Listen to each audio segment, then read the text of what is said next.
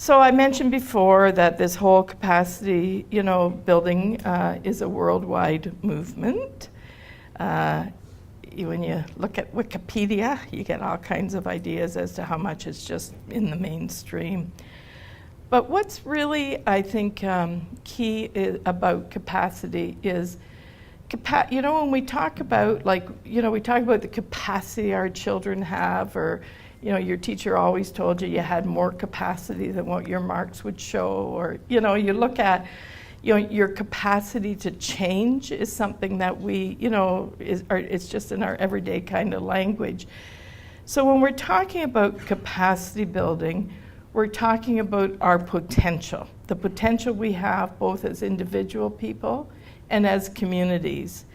It's the potential for what we can become. Capacity building is all about change. It's all about becoming more than what we are. It's really our growth strategy. So, it's within our areas that we care a whole lot about. I don't think I've ever heard anybody say, or if they do, maybe it's time to fold up, but we always are looking at how we can address growth and change and improvement. So capacity building is really our growth strategy. What I think both social innovation and capacity building do so well is to give us some language that we can talk about the evolution that's taking place in how we address social good. That James Temple, some of you have been really a good part of social prosperity, but James Temple is the executive director of the foundation at PricewaterhouseCoopers, and they have done a lot of really good work in sort of promoting the importance of capacity building, supporting capacity building in nonprofits.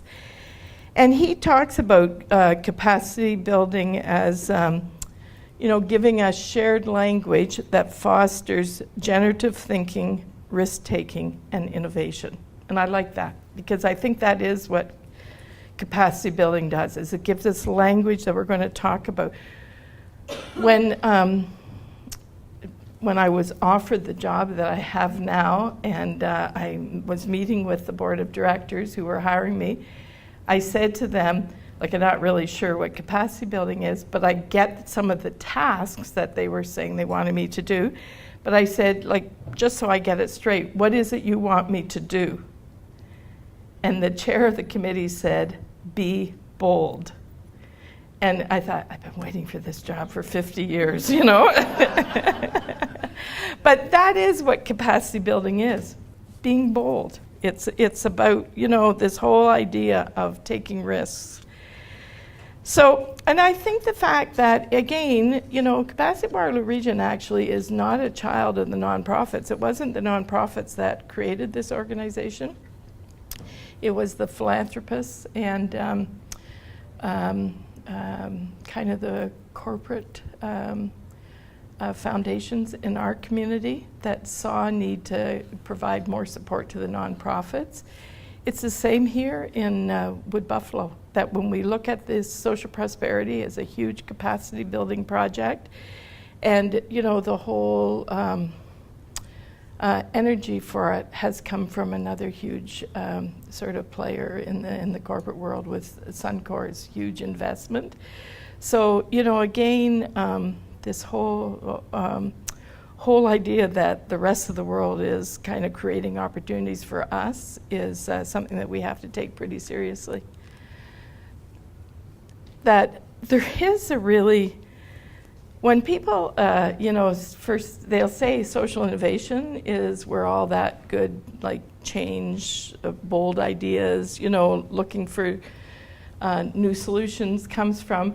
And then capacity building is kind of this, the work you do in the kitchen of, washing the dishes and mopping up the floors.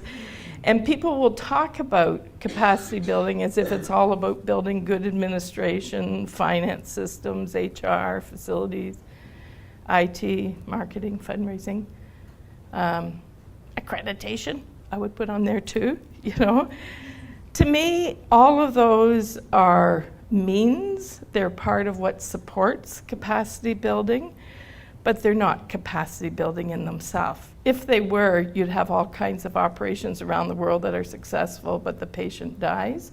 Like, these are the kinds of things that will make your social innovation possible, but you can have those things, and without some risk-taking and bold thinking and a growth strategy, those things in themselves aren't going to get you anywhere. Like, you can have a perfectly organized kitchen, but if you don't bake anything, it doesn't really matter. So, I think I liked what Ian Hill said this morning about, or maybe it was last night, but the whole idea that you never, in any kind of capacity building or growth strategy, you don't start out saying, we have a whole pile of money and how are we going to spend it? The whole idea is you're starting out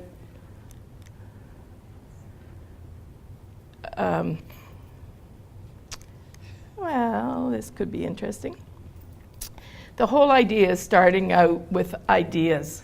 The capacity building is about ideas. It's about having lots and lots and lots of ideas, not just the one good idea you ever come up with in your life. That in all of our, back pockets and drawers, we should have piles of ideas that, if given the opportunity, how would we be able to follow through on it? So that every time and I don't want to say this disrespectfully because we're the same all over the country, every time I do a strategic planning with a nonprofit group and you ask people to identify what some of their weaknesses and threats are, the number one is always the lack of financial resources. I don't actually believe that. I think that the number one is having good ideas and the courage to follow through on those ideas. That the resources follow. That when I look at all the kids working in the accelerator center on their new sort of technological solutions, they don't start out with $5 million and say, now what am I going to invent? They come up with their invention and then they go looking for the investors. So I think this whole idea of reaching new levels of innovation, is around creating the kinds of environments where we're generating new ideas all the time, constantly. When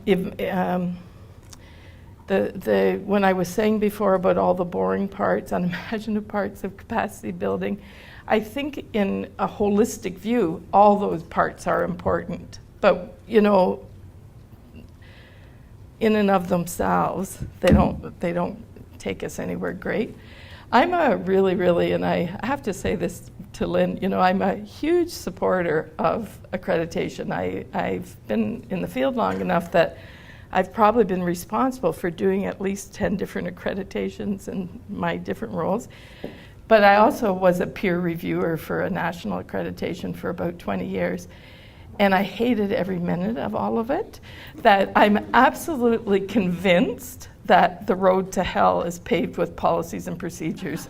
I can't even imagine anything more boring, even though I also know how absolutely necessary. And I found your result from your evaluation where people who have gone through it all say it was tough, but they're glad they did it, and everybody else should do it too.